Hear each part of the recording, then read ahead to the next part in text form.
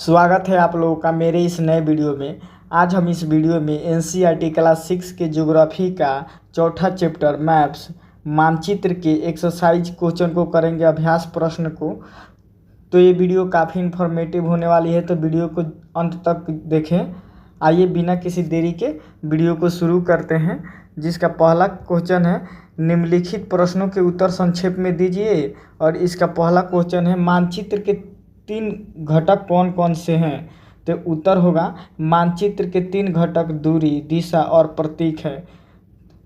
दूसरा क्वेश्चन हमारा है प्रधान दिग्बिंदु कौन कौन से हैं। देखिए इसका उत्तर होगा 4 प्रमुख दिशाओं उत्तर, दक्षिण, पूर्व, पश्चिम को प्रधान दिग्बिंदु कहा जाता है। यानी कि देखिए प्रधान जो दिग्बिंदु है, तो 4 प्रमुख दिशा जो है उन्हीं को प्रधान दिग्बिंदु कहा जाता है। इसमें उत्तर, दक्षिण, पूर्व, पश्चिम जो है इसी को प्रधान दिग्बिंदु कहा जाता है। हमारा अगला क्वेश्चन है मानचित्र के पैमाने से आप क्या समझते हैं।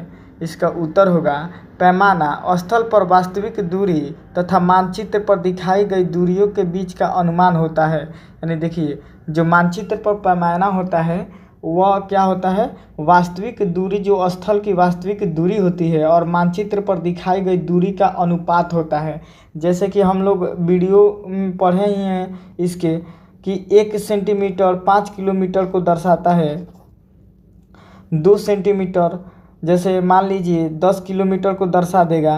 यही है जो 1 सेंटीमीटर इक्वल टू 5 किलोमीटर मानचित्र पर मान लिया जाता है, ऐसा कल्पना किया जाता है। और 2 सेंटीमीटर इक्वल टू 10 किलोमीटर ऐसा माना जाता है। यही जो है वह पैमाना है, मानचित्र पर ये पैमाने हैं। ठीक, तो किसी भी मानचित्र को पैमाने बहुत ही महत्वपूर्ण योगदान निभाते हैं। यह स्थान की वास्तविक दूरी तथा मानचित्र पर दिखाई गई स्थानों के बीच की दूरी का अनुपात होता है। हमारा अगला क्वेश्चन है ग्लोब की अपेक्षा मानचित्र अधिक सहायक होते हैं, क्यों। अब देखिए इसका सही उत्तर होगा जब हम पृथ्वी के केवल एक भाग जैसे देश, राज्य, शहर और गांव के विषय के में अध्ययन करना चाहते हैं तो ग्लोब की अपेक्षा मानचित्र हमारे लिए ज़्यादा उपयोगी साबित होता है। देखिए क्वेश्चन जो बोल रहा है वो बोल रहा है कि ग्लोब की अपेक्षा मानचित्र अधिक सहायक कैसे है।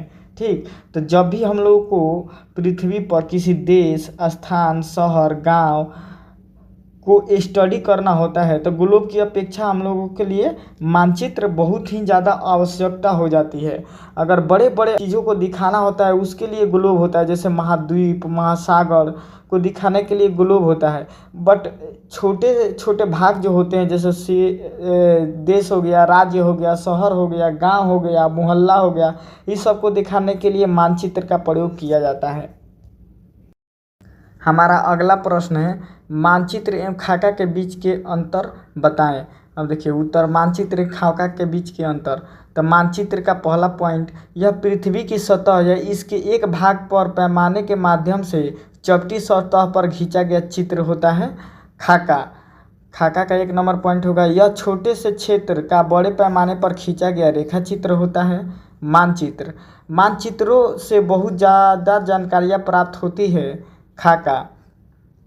वे जानकारियाँ मिलती है जिन्हें हम कभी कभी जानना चाहते हैं मानचित्र। इसमें रूढ़ प्रतीकों का प्रयोग किया जाता है खाका। इसमें लंबाई एवं चौड़ाई का प्रयोग किया जाता है। हमारा अगला प्रश्न है कौन सा मानचित्र विस्तृत जानकारी प्रदान करता है। तो इसका उत्तर होगा बड़े पैमाने वाले मानचित्र विस्तृत जानकारी प्रदान करते हैं।